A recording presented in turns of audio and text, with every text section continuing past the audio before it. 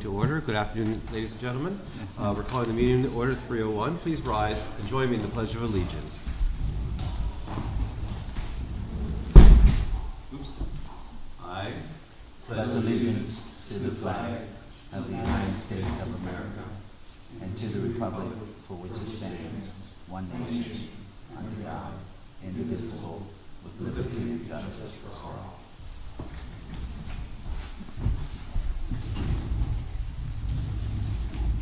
The first order of business is to approve the consent agenda, which was distributed. So a motion to accept the agenda as printed or distributed. So moved. Is there a second? Second. All those in favor? Aye. Aye. Thank you. Next on our agenda becomes then citizens' comments. Are there any citizens? Mr. Chairman, Oh, I would yes. ask if we could, and we have Amy Evans is here to present on if we could move her ahead of citizen comment, Oh, sure. just so that we can be cognizant of her time. Yes. You mean she doesn't want to stay for the full meeting and enjoy everything that we do? Man, I Just wish I kidding. could. Good afternoon, Ms. Evans, please. Good afternoon. As Is the Aaron mic said- on? Green light? Yes, Okay, green light, beautiful. yes. Do I need to get closer? No, Can no, you you're all good. hear me? Okay. As Aaron said, my name is Amy Evans. I was the auditor in charge of fieldwork for the audit this year. So what you have in front of you should be the blueback audit report, and then there's also a letter. I'll go over that letter in just a little bit. But if we could turn to page 3, I'd like to start with the independent auditor's report. And just so everyone knows, this report, along with the 2 reports in the back of the report, of the audit report, which are the government auditing standards and the uniform guidance or the single audit report, those are the only parts of the financial statement that are ours. The rest of the financial statements are management's responsibility, which we'll go over in this letter in just a second. So I just want to touch on some higher level items here instead of reading to you the entire report. The very first paragraph here, we have our opinion. We have audited the financial statements of the governmental activities of the Redevelopment Authority of the City of Erie, which is a component unit of the City of Erie, as of and for the year ended December 31st, 2022. The next paragraph talks about our opinion. So in our opinion, the accompanying financial statements present fairly, in all material respects, the respective financial position of the Redevelopment Authority as of December 31st, 2022. In other words, a clean opinion, which is what you want to hear. The next paragraph talks about our basis for opinion. So we have conducted our audit in accordance with auditing standards generally accepted in the United States of America and the standards applicable to the financial audits contained in government auditing standards. That's one of those reports that I spoke about in the back of this packet. If we move down to the responsibilities of management for the financial statements, I'd like to read that first paragraph there. Management is responsible for the preparation and fair presentation of these financial statements in accordance with accounting principles generally accepted in the United States of America, and for the design, implementation, and maintenance of internal control relevant to the preparation and fair presentation of these financial statements. Then if we turn over to page 4, it talks about the auditor's responsibility for the audit. And our objectives are to obtain reasonable assurance about whether the financial statements as a whole are free from material misstatement, whether due to fraud or error, and to issue an auditor's report that includes our opinion, which is the opinion on the first page that I just read to you. So then you'll see there in the next paragraph, it talks about in performing an audit in accordance with GAS, or generally accepted auditing standards, we exercise professional judgment, identify and assess the risks of material misstatement, obtain an understanding of internal control at the authority, evaluate the appropriateness of accounting policies, and then conclude whether there are conditions or events that are considered that raise substantial doubt for going concern, which we don't have any of those concerns. So those are the things that I wanted to touch on with the report. So if we could turn to page, I'm going to have you skip ahead a few pages here to page 11. This is really the meat and potatoes, the numbers that we want to look at here. So on page 11, our statement of net position, our total current assets are $10,927,000.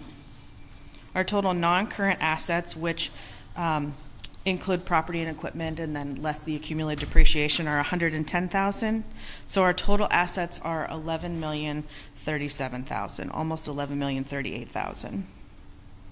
Our total liabilities are just under $10,960,000. And then we have our net position of $78,980, again for a total liabilities and net position of $11,037,000. So just a couple things I wanted to point out there. You'll note that our cash and unearned revenue are quite high this year. They're over $10 million. That's because of the ARPA funds that came in 2022. And so the reason that's unearned revenue right now is just because the money came in and hasn't been spent. So we just moved that over into unearned revenue. Does anybody have any questions on page 11? I have a quick one. Sure. So what would qualify something as restricted cash versus unrestricted cash or cash equivalent? Restricted cash would be, it's based on really those individual grant agreements. So if the, for example, the ARPA purposefully said in that grant agreement that they had to be restricted funds and only used for X, then those would be restricted. I know that those funds, those ARPA funds are used for ARPA expenses, but they're not necessarily restricted. So we don't, we would categorize those as unrestricted. It's very specific in those different grant agreements. Thank you. Sure. Okay, so if we turn over to page 12, again, just going to hit the higher levels here. So our total governmental activities, sorry, I'm going to have to put on my glasses. Our expenses were $2,400,000, and our program revenues are split between charges for services of $13,000 and our operating grants and contributions of just over $2,400,000. We also have total general revenue consisting of interest income and some other income of $57,000, which gives us a change in net position, a positive change in net position of just over $20,000. So our net position, as I noted before, is $78,980. If we turn back just a few pages to page 17, that's where our notes to the financial statements start. There aren't any significant changes to these. They would look very similar to last year's notes if you were to look at those. Nothing new, up and coming, nothing was added to these notes that wasn't here in previous years, so I won't go over those unless anybody has any questions on those. Pages 26 and 27, pages 28 through, I think it's 30, are those other reports that I had talked about when we first went over the independent auditor's report. That's the reports for government auditing standards and the reports for uniform guidance, which is the single audit, which would be the report over any of the federal funds that are received. So just on page 31, I wanted to note, you'll see there that this year the federal program that we focused on was the ARPA, the American Rescue Plan Act funding. That's federal assistance listing number 21.027. So just purely based on the size and the dollar amount, we focused on that program this year. And then on page 34 and 35, that is the schedule of expenditures of federal awards. So this is the information that gets reported to the federal government. And you'll see that federal expenditures were just over $1.5 million, and the majority of that, again, actually the majority of that would be the lead hazard reduction demonstration grant this year. Before I go to the letter, does anybody have any questions on the report or on the numbers? If you do, as you're looking forward and looking through it, and you have any questions, you can always let Aaron know, and he can get in touch with us or contact us so we can answer any questions that you may have. So the other information in your packet is what we like to call our board letter. It's our letter to you, and just a few things. It just kind of details any significant risk that we've identified, any significant difficulties encountered during the audit, and any disagreements with management. We didn't have any of that, so you'll see that in this letter. We did note in here in 2022 there was small size to the office. There was just really one person in charge of handling the financial transactions, but I know that with the addition of Tracy, things are shifting a little bit. So that's really in here just because it was the 2022 report. So moving forward, we probably won't have that recommendation anymore.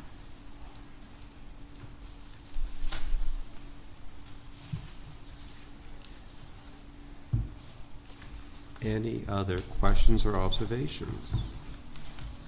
So for the schedule of findings and question costs, you did not have to report on any federal program with expenditures of over $750,000, just the one selected? So we normally do have to report on anything over $750,000. However, because we have audited the LHRD grant for the past 3 or 4 years and had no issues, Okay.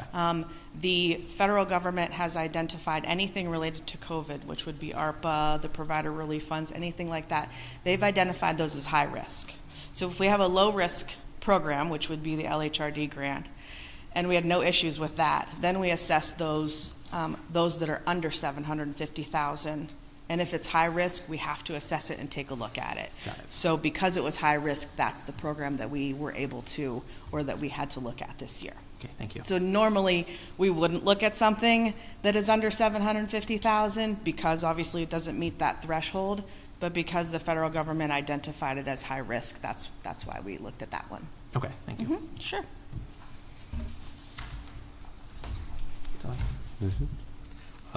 When I reviewed earlier today, I note, and this is just an FYI for us, and this is more for Mr. Snippert, is our defined pension plan or the contributions, and I think that's just a reminder for us to take a look at the whole compensation package for the whole authority to ensure that we're being consistent and current, going forward. That the 2% seemed low to me, but we should take a look at that as a.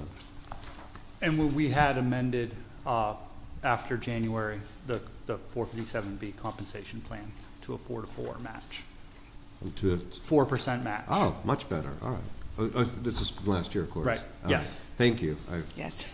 just want to make sure. Okay, that's good. That's a good thing then. And we'll talk about that under Perfect. my report as well. Yeah, I just want to make sure our personnel was being taken care of as well as with all the other growth in with the organization. Anything else, ladies and gentlemen? That's good. Is there a motion to accept the report as presented? I believe that's the correct motion. Yep. How am I doing? Pretty good, huh? So, Doing great. all those in favor? Aye. Aye. I'm sorry, I didn't ask for a second. I got all excited. Do you have a second? You have a second over here? All right, so it carries then. Thank you.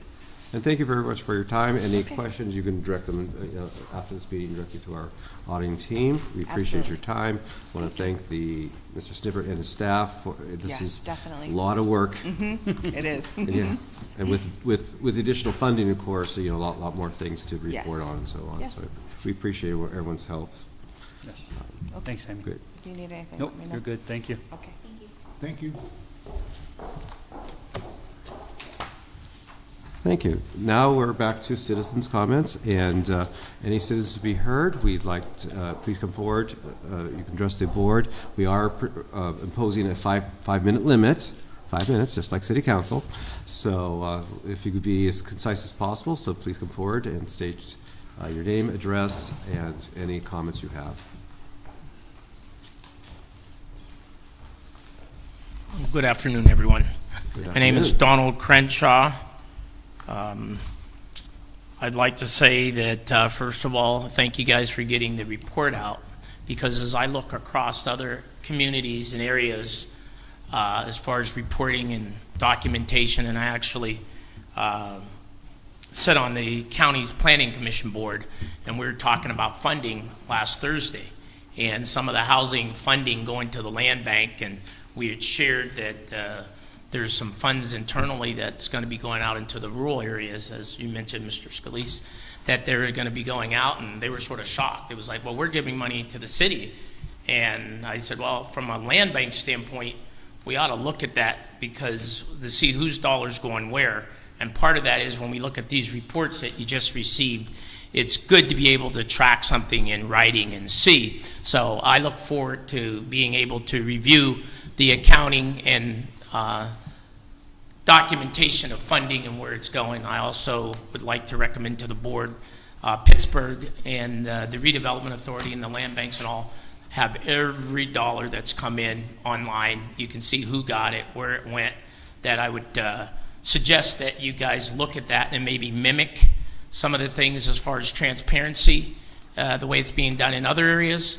Last Wednesday, I was invited to EMTA meeting regarding federal dollars, and I was instructed that every federal dollar going through EMTA now, that they have a 40% mandate minority requirement. We actually did phase one, all of the heating systems in that particular building, and we've done other buildings throughout the community. I've grown up as a developer through minority requirements on projects in the community. Right now, I don't know of any, but I was shocked that EMTA was calling all minorities out to say that the federal government is mandating a 40% minority requirement. I ask you as board members and directors to look into that and see why is it mandated in some federal dollars and it's not mandated in others. And I look at across the city, I think we need to do a better job with our minority involvement, because it was that has made me who I am in being able to do and present some of the things to you guys that I want to give you now. I had forwarded last Friday a letter that is asking for a relationship to be formed in more depth and detail, and I don't know if everybody's had time to look at it, but I just would follow up to say I look forward to maybe meeting with the board and the director to work out some sort of arrangement so that we can address some of the blighted properties throughout the community that I own. And what I'd like to share right now is several houses along Buffalo Road. All of the houses north of Meadowbrook Dairy, 7 of them are owned by me. We've renovated them all. They'll go online probably this week. We renovated them with trainees, and I'm going to pass this out so you guys can at least just look at it. Who would I hand it to? Or you look through there, there's several documents, but what it shows is some renovation that's taken place, and that renovation you can actually see. And I know from the standpoint of time and time being of essence, we started renovating that project or those houses about 4 years ago when Erie Insurance started a training program. We took individuals, and if you look in there, you'll see roofs being taken off and done by individual minorities in the city. And strange enough, almost 4 years later, we're just finishing them. The first thing we did was to go in and be able to put a roof on. And then between then and now, we've been chasing funding. You probably saw and was aware that GMA just received fair funds, which we haven't received the dollars just recently, that we applied 3 years ago, but we're getting them.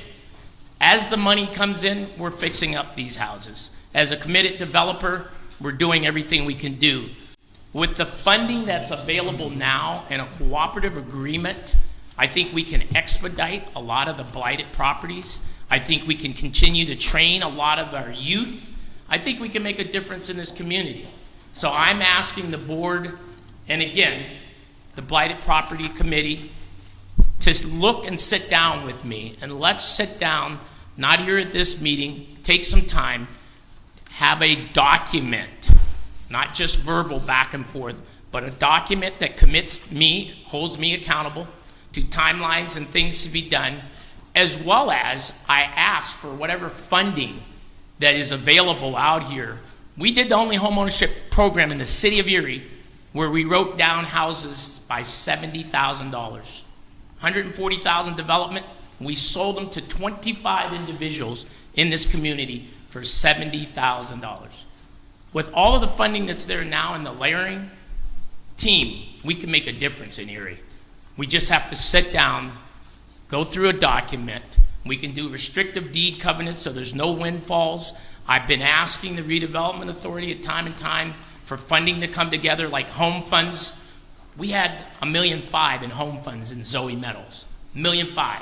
They went to the homeowners. So 5 minutes. I appreciate the time, and if there's anything we can sit down and do in the future, I ask that we do it.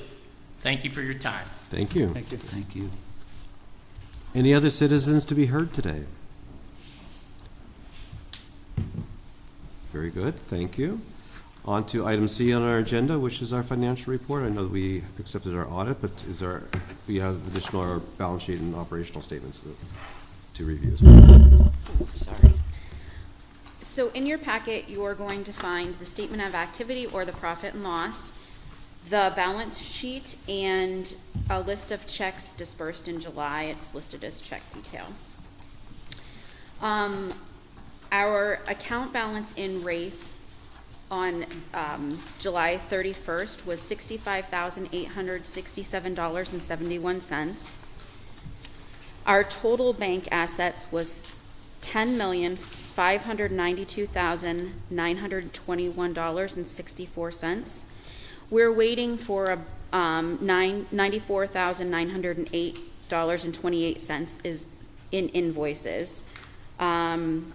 And finally, our total assets are $11,630,018.30. I just briefly wanted to bring your attention to the profit and loss. We have been making some changes within our QuickBooks. We had a conversation with the auditors, and Amy's boss, Natalie Everline, who is a partner in the firm, suggested to us that we look into something called classes. And so that's what we're doing right now. Unfortunately, this is the first time in all of the research I have done, all of the research April has done, that we heard about that, but we have implemented that. And the hope is that for all future expenses, there won't be any, we'll no longer have issues with expense duplication. Nice. That's in the future. Is that, I'm assuming that's a longer-term project. That's nothing that you're going to be able to spin around on. So, Something, we can't go back and fix the last 7 months okay, without a substantial burden on the staff. okay. But moving forward, we can make those adjustments and changes in process to make the financial statements a little bit easier to read and understand. Sure. Yeah. So we would expect for January 1st, beginning of our next operating year to be pretty much up and running with the... That's our hope, and Okay. I would hope, quite frankly, that in the next month or two, you're going to see a better picture of accuracy not accuracy, but in the last 30 days. Okay. So, And as I've mentioned before, anytime we could have a comparison to our budget to actual, that would be a very happy day for all of us. yeah, I promise we're working really, really hard I on it. understand. It's just, I understand. yes, it's been a project. Good to have goals out there. So. Yeah. Anything else in terms of your presentation on our financials? I don't have anything else. Do you Okay. all have any questions for me? Any questions? Good. Thank you. Is there a motion to accept the financial reports as presented? So moved. Is there a second? Second. All those in favor?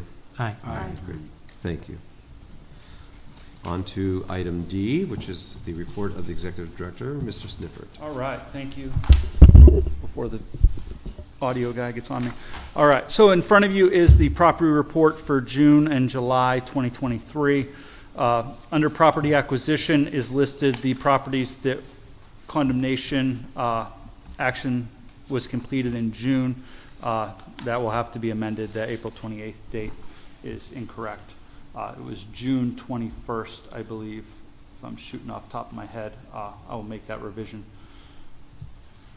But those properties, condemnation action has been filed against, and Gene and his team are working through compiling the list of preliminary objections from property owners or contested condemnees on those properties. Property disposition, there's some pending sales agreements there.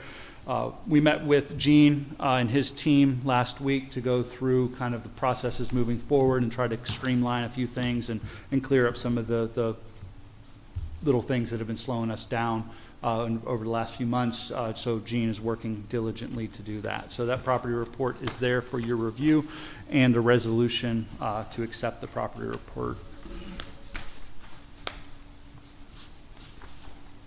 with the amended condemnation date. And we think that date is June. I believe it is June, I believe it is June 21st. Okay.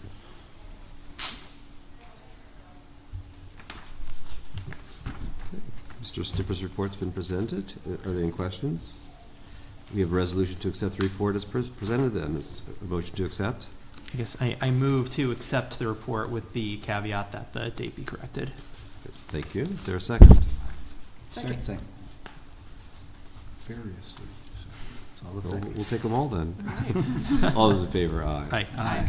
Thank you. All right. Any general information?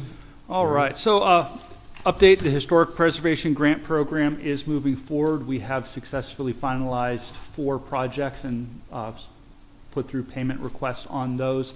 We're working closely with the City of Erie to kind of streamline that process. There has been some hiccups through that application process to the HRC review, so we're working diligently to get that streamlined and cleaned up. It looks like right now we have enough applications to fully expend that program if all of those go through, but we're kind of slowing that up a little bit and trying to review that process. As with any new programs, there's always some growing pains, so we're just trying to make sure that we're being the best stewards of that program as we can be, working with the city's Historic Preservation Planner and the Historic Review Commission.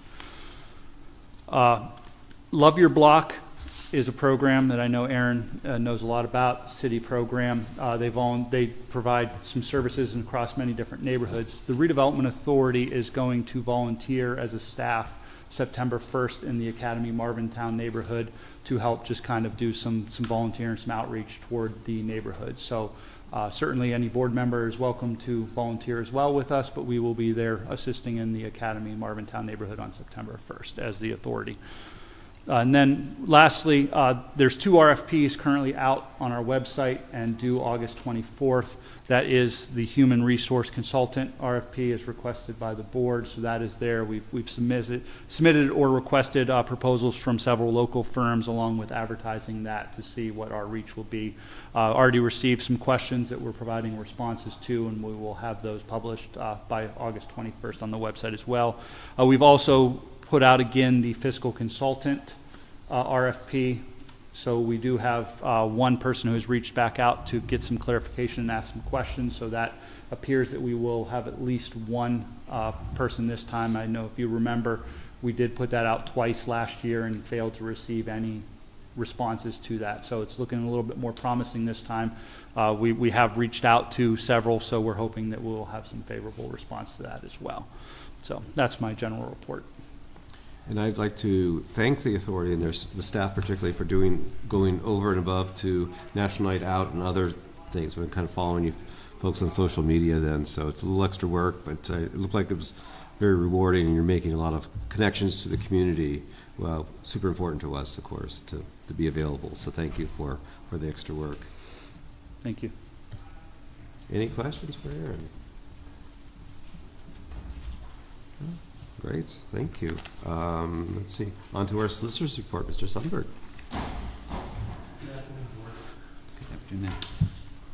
In front of you, you have the report.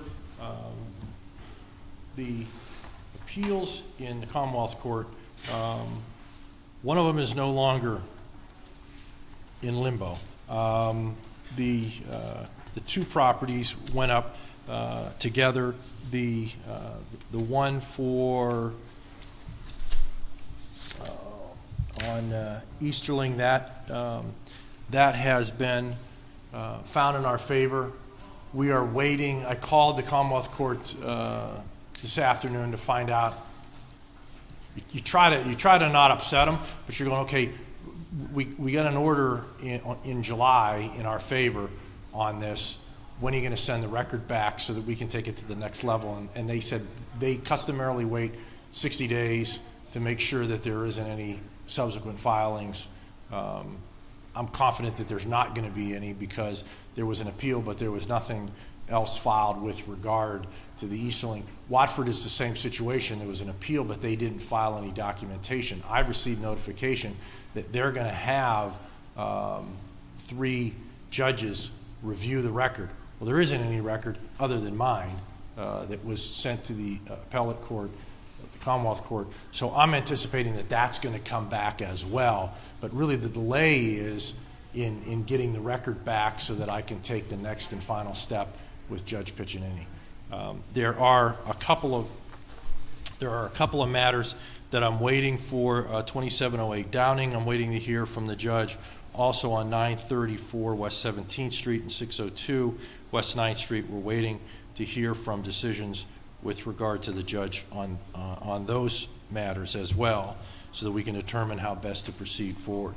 221 Locust Street, this was there was a board of view that was requested prior to the actual hearing itself. They did hire an appraiser, came back with an appraised amount. We were able to amicably resolve that. We've prepared the deed, sent that to the bank, which I think is out of the state of Washington, to sign the deed transferring all right, title, and interest to the Redevelopment Authority so that we can make the disbursement of the funds and get the property back, raise that property, and prepare the lots, the lot or lots for sale to the adjacent property owners. So we're making significant process in that, and we owe that to the community, especially that neighborhood. So I feel good about that. There was a group of condemnation actions filed in March. We are waiting the time frame so that we can have the hearing on the. We've had the hearing on the preliminary objections. We want to hear the valuation. There have been 6 where they have objected to the filing of the condemnations. And again, we get back to a situation where people are kind of jumping the gun a little bit. They're filing preliminary objections thinking that, oh, it has some value. Well, that's the next step. So we're trying, and again, what we're doing, and when we had lunch and met with Aaron and Mindy and Jake, is we're educating the community now because we're doing a lot of these.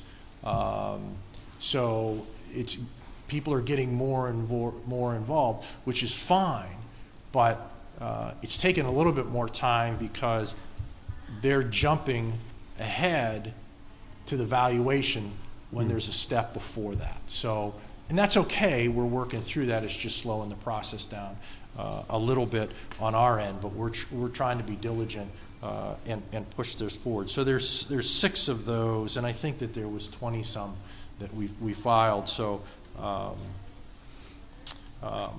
so we're making progress there. Now,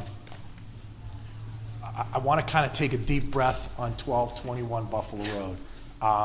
This has a long, long history. And when I've met with my staff a couple of times,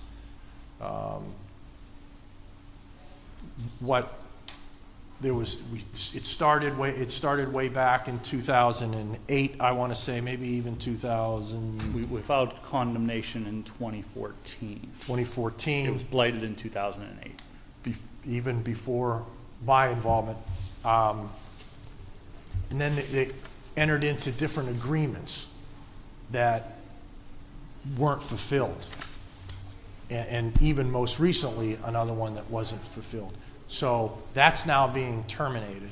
And then what I'm doing now is to file an amended, not to clean the slate, because I don't want to have to go all the way back and get board approval and go through all that process. Let's file an amended petition, and I'll go through the whole chronology of the history of the agreements and why it's taken so long, because knowing that when you're in front of Judge Piccinini, he's crossing T's and dotting I's, and he wants to know everything, how we got to where we are, and that's fine. So we're going to be filing an amended petition, laying out all of that so that we can get these hearings set and get it taken care of. This property is not getting better with time. I've been through it. Jake was kind enough to help me go see it, and it's a problem. It's a problem. And again, we owe more to our city with regard to that area and that property. So that's on my radar to get done here. Enough's enough. the what we had done before, and you'll see number 6 is a procedure after the condemnation. After the condemnation, and again, we talked a little bit about this, on still of record are, municipal liens, back taxes, and all of a sudden we may have raised the property and want to and sell it, get it to the land bank to sell it, but they're still of record. And there are title companies who are rightfully concerned and kind of freaking out about it. Look, okay, we see the condemnation action that extinguishes all those, but Gene, why are these still of record? So that's why I had the meeting with the solicitor for the Tax Claim Bureau.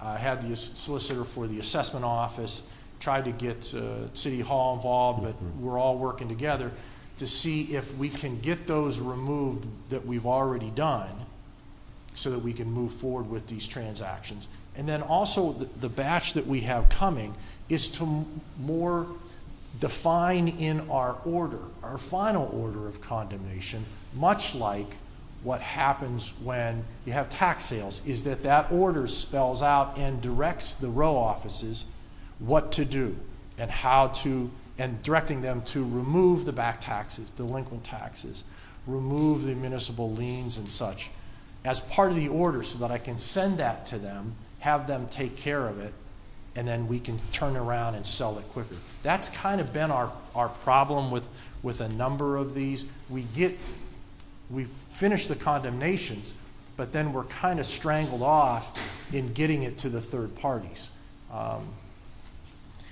One of the meetings, this past meeting, why I was so happy to do it, it's taken me 7 months to find a replacement paralegal that has the ability to handle what we're doing, and also that has real estate background, so that our transactions don't get dumped in with the other real estate matters that we have going on, that I don't want to say don't have the same priority, but are taking a little bit more time to get done. I finally have that person. She's excellent. Quite frankly, my longtime paralegal helping me on these matters, Christina Allen, has said, Gene, she knows more than me, and I've been doing this with you for the past 4 years. So it's like a 100-pound weight lifted off of my shoulders that, hey, look, we're going to be able to be more proactive, especially after the condemnation matter. That's what's frustrating to me, and I know to the office here, is that it's taken time to get it to the third parties, which is what our ultimate goal is here. So I think that we're moving in the right direction. There are the commercial condemnations in July have been filed. There's a number of those, and then we are literally finishing up the August 2023 condemnations. Title searches are all back. Was reviewing those last night and Saturday night when the storms came in. So we're making progress. I have someone who's working shoulder to shoulder with me, pushing me to get these done. So I think we're really in a really good position, not only to finish the condemnations that are in the pipeline, but also once the condemnations are done, to get them out to third parties. So that's kind of where we are. A lot going on, and I'm excited about the process. Any questions? Don't be bashful. No. Well, I'm excited on behalf of the citizens of Erie and our community. Thank you for moving these ahead. Yeah. Nobody should live in a neighborhood with deteriorating properties, for very long. We should be able to step in, get them in responsible hands, get them refurbished or taken down. I agree. That's our goal. That's our purpose here, and I appreciate that opportunity. Thank you. Thanks, Gene.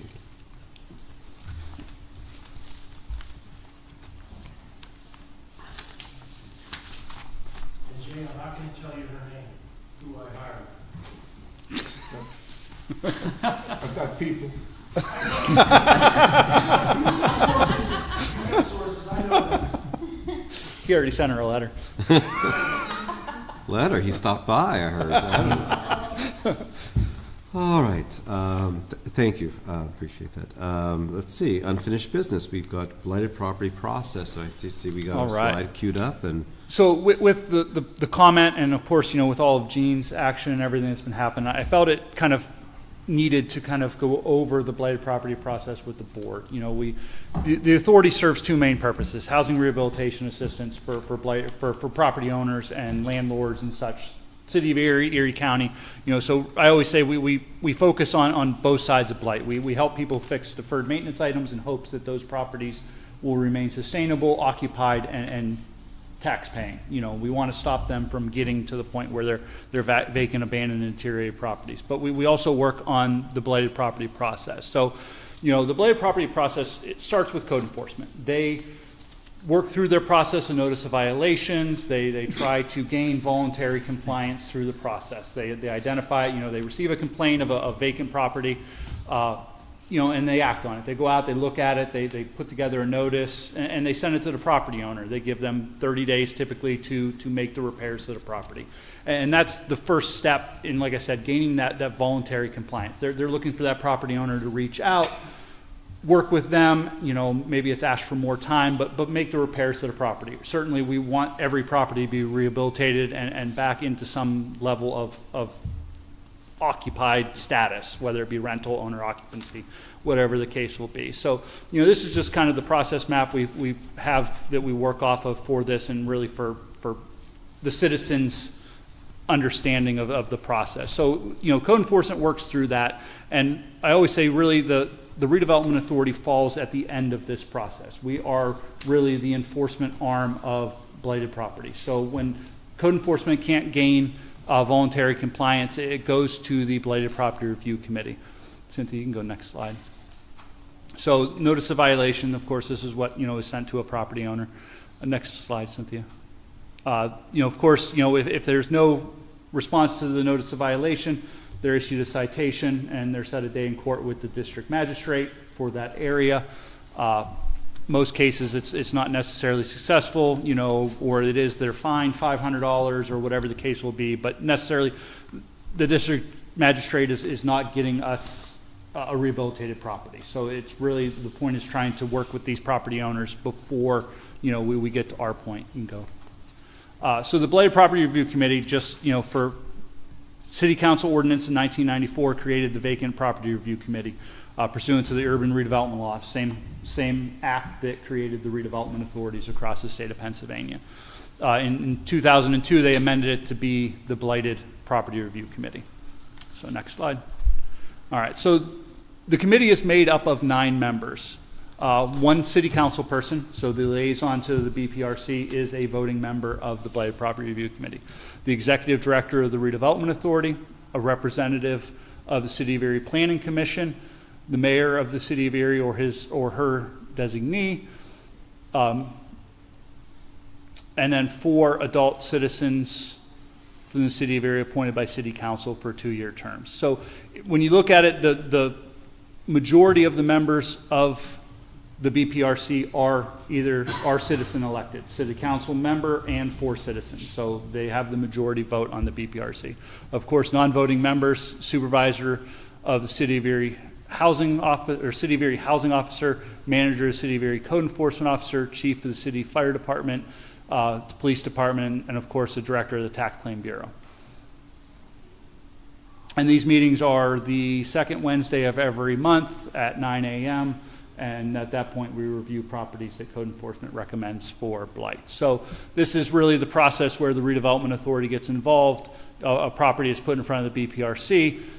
Does it meet the qualifications of blight? If so, then it is declared blighted and it moves into the redevelopment authority's hands to issue the notice of notice of blight and put that through, and it gets posted by code enforcement. Go to the next slide. So the blight standards, there's really 9 levels of blight, and in order for the BPRC, and that's kind of where the confusion gets sometimes, the BPRC is voting on whether or not the property meets one of these 9 conditions. That is their sole job, is the information that is presented to say that yes, it does meet one of these 9 criteria. So it only has to meet one for the BPRC to declare it as blighted, which in most cases a property will meet multiple, if not almost all of them at any given point. So it's pretty much, you know, which one do you want to pick if you really had to pick one?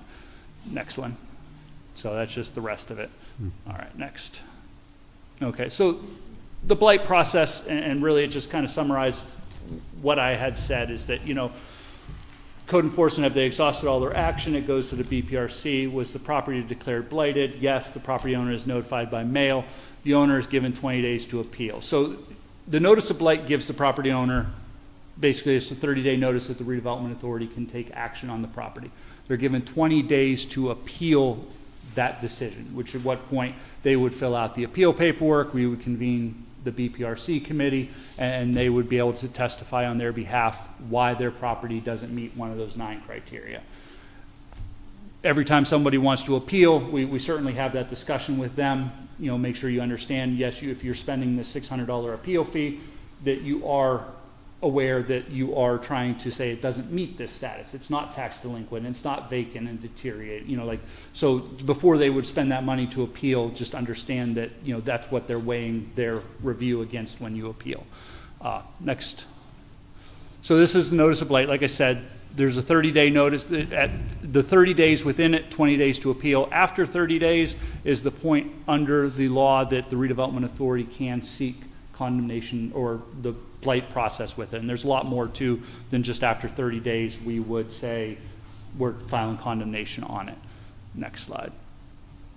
So after the 30-day period, the property is certified. So any property that would come before the Redevelopment Authority Board under resolution has to be declared blighted by the City of Erie Planning Commission. So we put together paperwork, a kind of a detailed plan process for the property, and present it to the Planning Commission. Okay, and once that resolution is approved by the Planning Commission, it is only at that point that then we can get a resolution in front of the Redevelopment Authority Board to seek condemnation of the property. So this is just kind of a timeline of the pre-condemnation steps, and just so the board understands, this process doesn't happen in 30 days, and in most cases it doesn't happen in 90 days. So, you know, the blight designation, they have 20 days to appeal. We have 30-day wait period before. We issue a pre-condemnation letter to the owner, usually a 14 days to respond. The Planning Commission and Race Board approval estimated at 1 to 2 months. So on the shortest period from blight designation till condemnation, a homeowner has approximately 109 days to respond to the Redevelopment Authority. So that's in any capacity. So if a property followed the process to the letter and did not respond, it would take us 109 days to file the declaration of taking. And Gene can attest that most cases that's not the case. And I provided the current blighted property list in your board packets, and you can go through there and see some of the dates that the committee declared those properties blighted and see how long some of those have been on the list. Next slide. So this is the big one for blighted property owners. And keep in mind, when a property is blighted, it's still under the control of the property owner, and it means nothing more than we have put a lien, in essence, on the property that says that it has been declared blighted by the Blighted Property Review Committee, so that it would show up during a title search if they were, you know, a title search was pulled and they were trying to transfer ownership of the property. So once they're notified, if a property owner reaches out to us, it is our intent to get that property rehabilitated. So hence the statement for intent to renovate a blighted property. This is a document that kind of goes through. We want them to fill it out. We want them to thoroughly understand and evaluate their property and provide us a timeline. We want something in that blighted property owner's own words that says, I understand what I have, I understand what needs to be done, and I say I can have it rehabilitated in 12 months. That way we place that in the file and we can follow up on that. We can check a timeline, we can make sure that they're making progress. And at such point, maybe 12, 18 months, whatever timeline they gave us, if that property hasn't been rehabilitated and nothing's been done, now we have another document in our file that when we go to court, if they contest our taking, we can do something. We have that. Aaron, is this statement of intent usually given 30 days after the blight declaration? This is given to any property owner that responds to their blight notice. But they have to respond. They have to respond. And they have to respond within what time frame? They have to, well, they have to respond, period. Okay. So like I said, in that go back to so they're issued the notice of blight. So any point up until we file condemnation action on a property, they can respond to the blight notice. They can stop the process. The pre-condemnation letter that is sent to every property owner is something that is not required under the law. We're not required to say, hey, just so you know, we're filing condemnation in 60 days. But it is something that we do because we found it reduces our response to preliminary objections. It's just kind of that if you didn't take the notice that is legal seriously, maybe you'll take this letter seriously. And so that usually gets us a little bit of response, and then we issue them the statement of intent. Okay, thank you. All right, next one. And so this is a slide deck that I'm working on in preparation for Homes Within Reach, but this is what a sample of what is put together for the Planning Commission that kind of outlines the declaration date, the property, when it's had code violations, what years of taxes are delinquent, when the utilities were disconnected.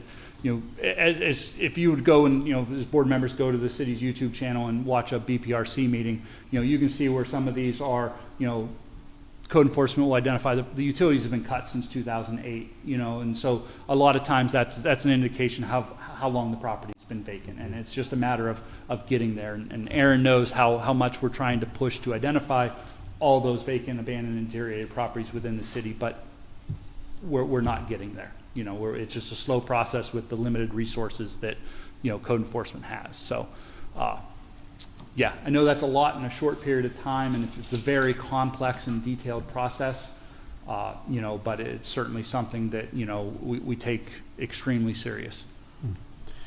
Does the timeline or the number of days notice and so on, does that fall under a state code or laws, or is this something that was developed locally? So the 30-day notice is under the urban redevelopment law. Okay. That is the minimal amount of time that we're required to give a property owner before we file condemnation. And like I said, in most cases, I would have to go back and pull the data, but we typically it's 1-2 years before we would file condemnation against a property. So they have a substantial amount of time to do that. So we're following the minimum requirements. It's just that just because of resources and personnel, yes, it could be longer then. Yeah, so. Absolutely. In the past, you know, when you go back 3-4 years before 2017, really when the land bank was created, and of course, you know, we were able to leverage those funds, we were taking on average 5 to 6 properties a year with CDBG funds through the city. So our blight mitigation efforts were minimal at best. So, you know, right now with the ARPA funds, the land bank funding, we're able to, you know, of course, increase that number and hopefully, you know, try to rid as many of these vacant and abandoned properties. So that, yeah. Any other questions? Appreciate the presentation. Yeah, that was very good. It's helpful because sometimes citizens ask us, and you know, it's good to. And is this information available, or or could some of this be available like on a website or brochure or something? Yeah, there is some. The flow chart that was in the beginning of the presentation is on the website. Okay.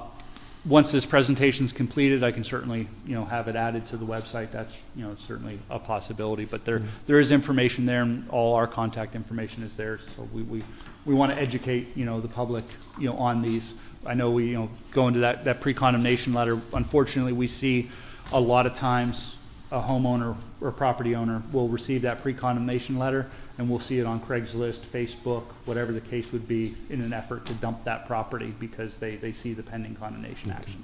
So, you know, we're certainly evolving as owners try to find out some other way to circumvent our process.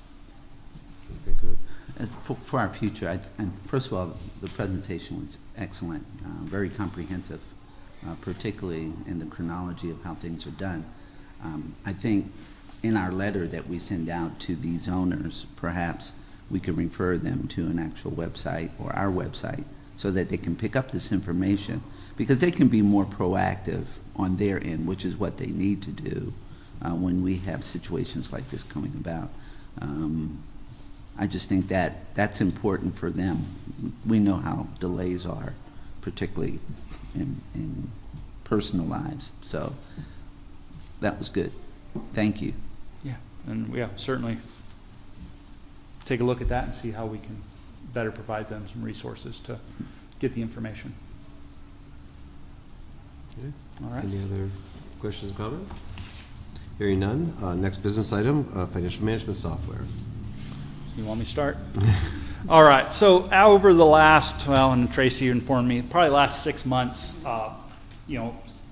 Scalise had asked for, the comparison budget versus actual, and so and as April started the year and tried to figure out and navigate that, we've certainly been looking and running into the issues with that. And so as the board's aware, we made the transition to QuickBooks Online last April under the previous staff member to April and into April, and so there's been some issues with that, and so we've been trying to work through that, and a lot of that comes with the process and just the sheer magnitude of what some of the grant funds that we have require. And so that's kind of where the fiscal consultant thing came up last year, just to try to get some best practices about how the process will be. But so fast forward to the last 6 months, Tracy and April have been looking at trying to see what other financial softwares are out there and what we can have that might work better for us and giving our fund accounting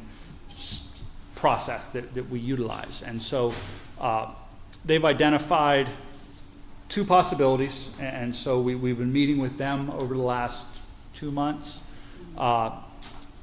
and trying to see what would work best. And we're kind of at the point that they've given us some pricing.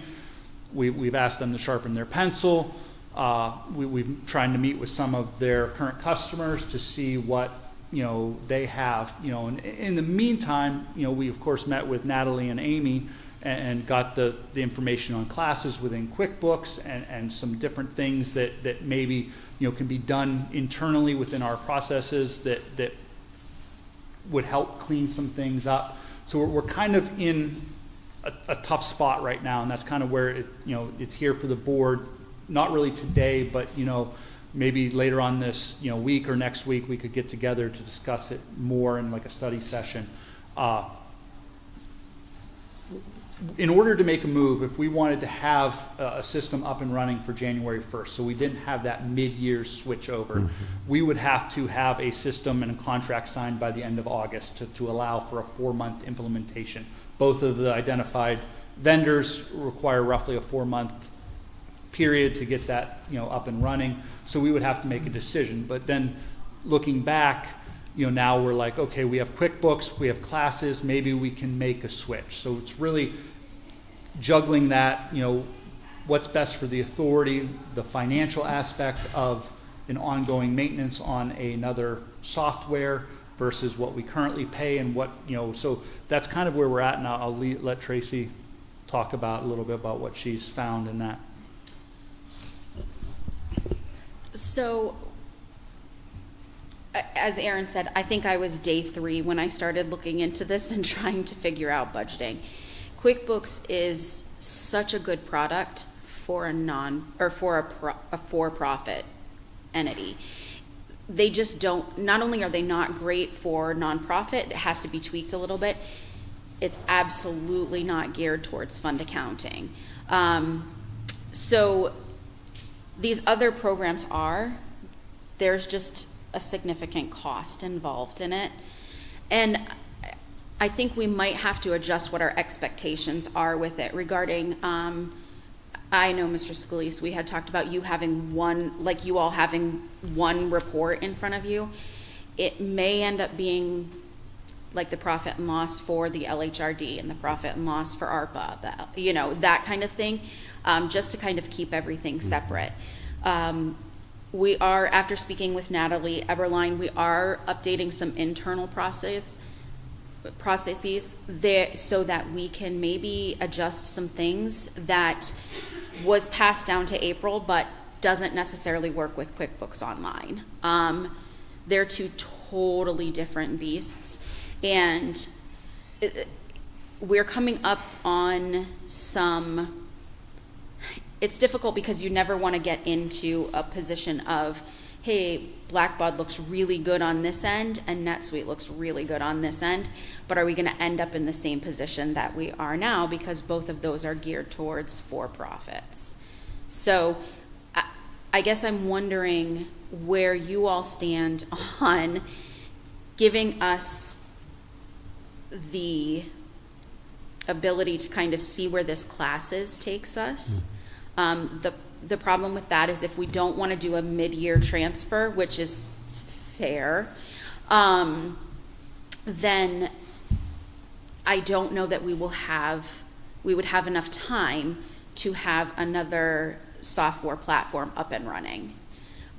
So I guess I'm wondering how you all feel about that and what your preference is regarding, and it not now, but in a study session, like something for you all to think about where you are in terms of, can we wait and see if this that we're already paying for, and we've already paid a substantial amount of money to transfer over and to learn and to have different things happen. Are you willing to wait for that to see if that pans out, or is it something where you all want us to move on? So thanks, Tracy. So I think, my question to the board is, are you open to a study session to discuss this further? And certainly we could provide you the two options that we have and do it, kind of an overview of what they have, what they provide, and currently kind of even look at what QuickBooks has, but really, if that is the case, really in the back of your minds, what reports are you looking for? I know, as has mentioned, a budget versus actual, and we can talk further about it. So, I'm just, if the board is open to that, we could have Cynthia push out some times that we could do a virtual study session and kind of talk through that. Because I know in person might not be necessarily easy over the next week or so. It'd be easier, probably virtual for everybody, would be my thought. So, open for comments or such. Yeah, I definitely think we should have a study session sooner rather than Agreed. later. If even there's the possibility that we need to jump on something new, I'm all for, cost, being conservative with spending as well. So I'm open to having, this classes thing, be an option, but don't want to have anything limited to us by waiting longer than necessary. Correct. And I think that spending a considerable amount of time researching and getting it right. I understand you don't change software programs every year, you just don't do that. When you make it, you're in it for 5 or 10 years once you make your decision. So I think that we want to spend a little time and effort and resources. The obvious question, of course, is I know that we belong now to the Pennsylvania Association of Housing Redevelopment Organizations, PARO, not PARA? PARA, Pennsylvania Association of Redevelopment Housing and Redevelopment Authorities. Okay. And not that every organization is identical or similar, but right. What are best practices out there? Yeah, we had reached out to that group and received some recommendations. Okay. So that's certainly where maybe we that have helps gone. narrow it down from 60 down to 6 or something. Yeah, that's it. There's just Well, we did receive 3, and ironically enough, they're the 3 that we're looking at. So it wasn't the tiebreaker, I think, that we were hoping for. Yeah. Any thoughts, ladies and gentlemen? Well, I certainly concur that we need to move forward. I belong to several nonprofits, and QuickBooks is not conducive for nonprofit reporting. I would like to see us make a difference. And if you're getting sticker shock, I can have a side conversation about what we're looking at the university level. Talk about. So I understand. But yeah, please, okay. We'll send us some circulate dates some. then and however you want to handle Absolutely. it. Because at the end of the day, the most important thing is we as board members are fiduciaries of citizens' investments, and I hate to use the phrase taxpayer dollars all the time, but we are we're trusted with public funds. Yep. And public trust and the confidence of citizens for the operation of this organization into perpetuity. Okay, great. Appreciate it. We'll get some dates and suggestions out there. we feel your pain, and we want to help you along. Thank you. That is all I have. All right, any other business or anything? Just trying to remember, I'm trying to keep up with everything, and I get this and the land bank mixed up sometimes, so if I can't come up with questions, but I think we're good. There's nothing else. Otherwise, I'm gonna have to put another 10 minutes on the meter. We would not want that. That would be another quarter, 25 cents. Oh, it's expired anyway, so we'll see how it goes on. Is she out there? Who knows? But if there's nothing else, a motion to adjourn. So moved. All those in favor? Aye. Thank you.